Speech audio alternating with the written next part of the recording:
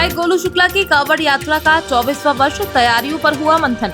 आज संतों के साथ विधायक गोलू शुक्ला ने एक बैठक की। संत समाज की ओर से महामंडलेश्वर राधे राधे बाबा ने विधायक शुक्ला के प्रयासों को सराहा। विधायक गोलू शुक्ला ने बताया, इस बार उनकी कांवड़ यात्रा का 24वां वर्ष है।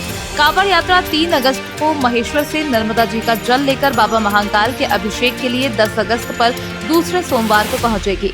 विधायक शुक्ला ने बताया, यात्रा मार्ग में हम पौधे लगाते हुए पर्यावरण बचाने का संदेश देंगे। यात्रा का उद्देश्य युवाओं को धर्म से जोड़ना है। बाणेश्वरी कांवड़ यात्रा संघ विगत 23 वर्षों से कांवड़ यात्रा बाबा मां नर्मदा का जल लेकर महेश्वर से बाबा महाकालेश्वर तक की यात्रा करीब 170 किलोमीटर की ये यात्रा होती है। यह 24वां वर्ष है यात्रा का और 24 वर्षों में हजारों युवा इस कांवड़ यात्रा से जुड़े हैं। साथ ही जगह जगह से धर्म का जागरण हुआ, जगह जगह से कांवड़ यात्राएं छोटे छोटे रूप में निकलने लगी और हजारों कांवड़ यात्रा अब निकल रही है।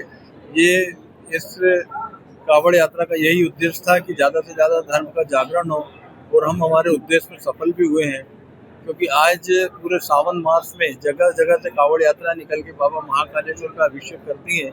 साथ ही छोटी छोटी उप यात्राएं भी निकलती हैं जो भगवान शंकर का जलाभिषेक करती हैं और अपनी सभी मनोकामना पूर्ण करती हैं। तो इस यात्रा का यही उद्देश्य है। इस यात्रा का उद्देश्य हमारा युवा ज़्यादा से ज़्यादा धर्म के प्रति जागृत हो, युवा नशे से दूर हो और युवाओं में जागृति आए, यही हमारा उद्देश्य है।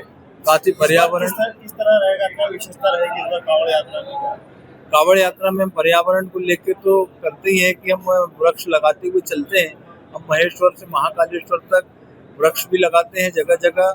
साथ ही उन वृक्षों को सहेजते भी हैं। हर आश्रम पे और हर मंदिरों पे वृक्षारोपण का कार्य भी हम करते हैं। साथ ही इस कांवड़ यात्रा में भव्य भगवान शिव की झांकियां भी रहेंगी। साथ ही कई माननीय हमारे प्रदेश की जन कल्याणकारी योजनाओं की झांकी भी रहेगी। माननीय मुख्यमंत्री जी भी इस यात्रा में शामिल होने वाले हैं और उन्होंने भी हमें बोला है कि मैं भी इस यात्रा में आऊँगा। तो ये भगवान महादेव की यात्रा रहती है और निरंतर कब से कब तक रहेगी?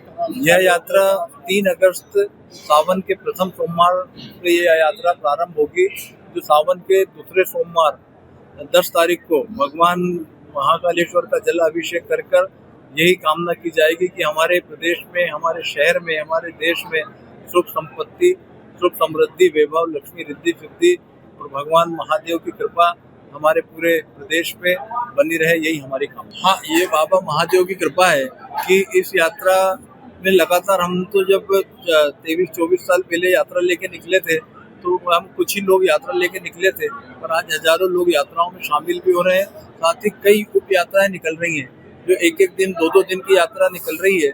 एक दिन में सुबह से लेकर शाम तक भगवान महादेव की यात्रा निकलती है। साथ ही हमारा जो उद्देश्य था कि ज़्यादा से ज़्यादा लोग सनातन धर्म से जुड़े, तो हमने हमारे उद्देश्य में सफल भी हुए हैं और भगवान महादेव की कृपा से खूब यात्राएं भी निकलने लगी। ये हमारी उपलब्धि है। देखिए, भगवान ओमकारेश्वर ममलेश्वर की कृपा से, मां नर्मदा की कृपा से और भगवान महाकाल की कृपा से प्रतिवर्ष अनुसार करीब 24 वर्ष इस कांवड़ यात्रा को प्रारंभ किए हुए हो गया है।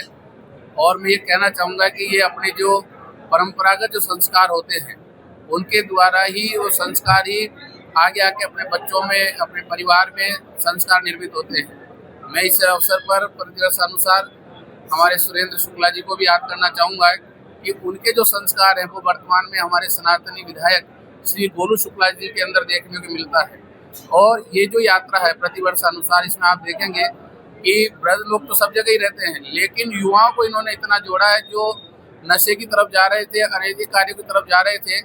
हमारे सनातनी विधायक गोलू शुक्ला जी ने सबको एकजुट में करके और किस प्रकार भारतीय संस्कृति स्थापित हो उसका स्थापित करने का कार्य इस कांवड़ के यात्रा के माध्यम से इन्होंने किया है। जब तरफ आप देखेंगे तो सब तरफ भगवान शिव की झांकी, किसी प्रकार का इसके अंदर नशा या व्यसन किसी प्रकार का इसमें नहीं रहता है। नशा मुक्ति का एक संदेश भी इस यात्रा में रहते हैं। और माँ अहिल्या की एक पावन नगरी है जो धार्मिक नगरी कही जाती है, उसने धार्मिकता को आगे बढ़ाने का काम पूरे मध्य प्रदेश में नहीं, इंदौर में नहीं, पूरे भारत में देखा जाए तो ये विश्व शांति के लिए, विश्व जागृति के लिए बहुत अच्छी एक यात्रा प्रतिवर्ष ये लोग निकालते हैं।